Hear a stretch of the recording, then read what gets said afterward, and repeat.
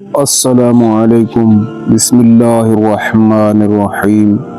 کروڑوں درود و سلام نبی آخر زمان صلی اللہ تعالی علیہ وآلہ وسلم پر، جو تمام جہانوں پر رحمت للعالمین ہے۔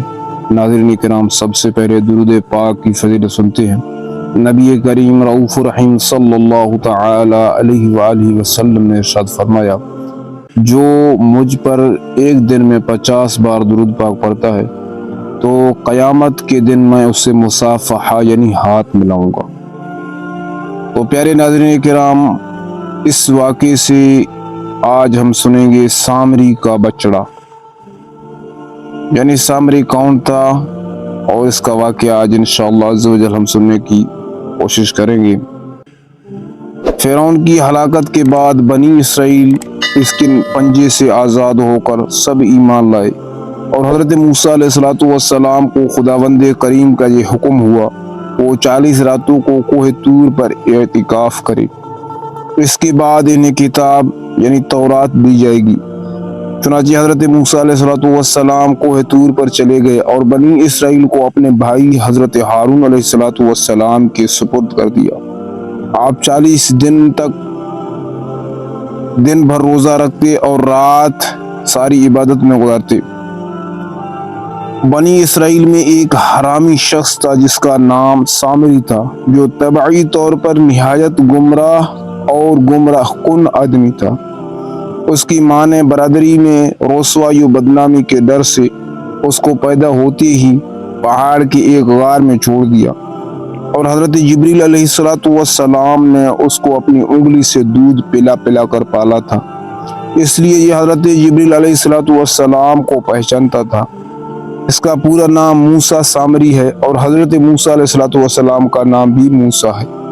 موسیٰ سامری کو حضرت جبریل علیہ السلام نے پالا تھا، اور حضرت موسیٰ علیہ السلام کی پرورش فرعون کی گھر میں ہوئی تھی، مگر خدا کی شان کے فرعون کے گھر پرورش پانے والے موسیٰ علیہ السلام تو خدا کے رسول ہوئے، اور حضرت جبریل علیہ السلام کا پالا ہوا موسیٰ سامری کافر ہوا اور بنی اسرائیل کو گمراہ کر کے اس نے بچڑے کا پوجا کرائی۔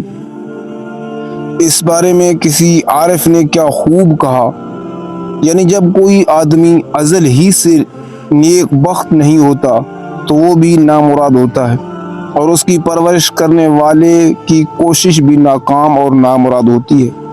دیکھ لو موسیٰ سامری جو حضرت جبریل علیہ السلام کا پالا ہوا تھا، وہ کافر ہوا، اور حضرت موسیٰ علیہ السلام جو فرعون کی پرورش میں رہے وہ خدا کے رسول ہوئے۔ اس کا راز یہی ہے کہ موسیٰ سامری ازلی شقی اور پیدائشی بدبخت تھا، تو حضرت جبریل علیہ السلام کی تربیت اور پرورش نے اس کو کچھ بھی نفع نہ دیا، اور وہ کافر کا کافر ہی رہ گیا۔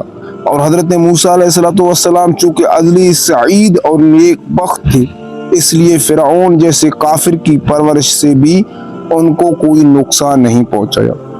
جن دنوں حضرت موسیٰ علیہ السلام کوہ طور پر معتکف تھے، سامری نے آپ کی غیر موجودگی کو غنیمت جانا اور یہ فتنہ برپا کر دیا کہ اس نے بنی اسرائیل کے سونے چاندی کے زیورات کو مانگ کر بگلایا اور اس سے ایک بچڑا بنایا، اور حضرت جبریل علیہ السلام کے گھوڑے کے قدموں کی خاک جو اس کے پاس محفوظ تھی، اس نے وہ خاک بچڑے کے منہ میں ڈالا تو وہ بچڑا بولنے لگا۔ پھر سامری نے بنی اسرائیل سے کہا کہ اے میری قوم، حضرت موسیٰ علیہ السلام کوہ طور پر خدا عز و جل کے دیدار کے لیے تشریف لے گئے ہیں، حالانکہ تمہارا خدا تو یہی بچڑا ہے، لہذا تم لوگ اس کی عبادت کرو۔ سامری کی اس تقریر سے بنی اسرائیل گمراہ ہو گئے، اور 12,000 آدمیوں کے سوا ساری قوم نے چاندی سونے کے بچڑے کو بولتا دیکھ کر اس کو خدا مان لیا، اور اس کے آگے سربسجود ہو کر بچڑے کے پوجے کرنے لگے۔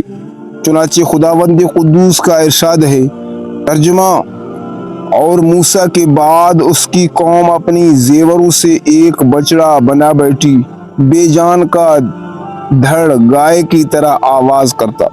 جب 40 دنوں کے بعد حضرت موسیٰ علیہ السلام خدا عز و جل سے ہم کلام ہو کر اور تورات شریف ساتھ لے کر بستی میں تشریف لائے اور قوم کو بچڑا پوجتے ہوئے دیکھا تو آپ پر بے حد غضب و جلال طاری ہو گیا۔ آپ نے جوش غضب میں تورات شریف کو زمین پر ڈال دیا اور اپنے بھائی حضرت ہارون علیہ السلام کی داڑھی اور سر کے بال پکڑ کر گھسیٹنا اور مارنا شروع کر دیا اور فرمانے لگے کہ کیوں تم نے ان لوگوں کو اس کام سے نہیں روکا۔ حضرت ہارون علیہ السلام معذرت کرنے لگے، جیسا کہ قرآن مجید میں ہے۔ ترجمہ: کہا اے میرے ماں جائے قوم نے مجھے کمزور سمجھا اور قریب تھا کہ مجھے مار ڈالے تو مجھ پر دشمنوں کو نہ ہنسا اور مجھے ظالموں میں نہ ملا۔ حضرت ہارون علیہ السلام کی معذرت سن کر حضرت موسیٰ علیہ السلام کا غصہ ٹھنڈا پڑ گیا۔ اس کے بعد آپ نے اپنے بھائی حضرت ہارون علیہ السلام کے لیے رحمت اور مغفرت کی دعا فرمائی۔ پھر آپ نے اس بچڑے کو توڑ پھوڑ کر اور جلا کر اور اس کو ریزہ ریزہ کر کے دریا میں بہا دیا۔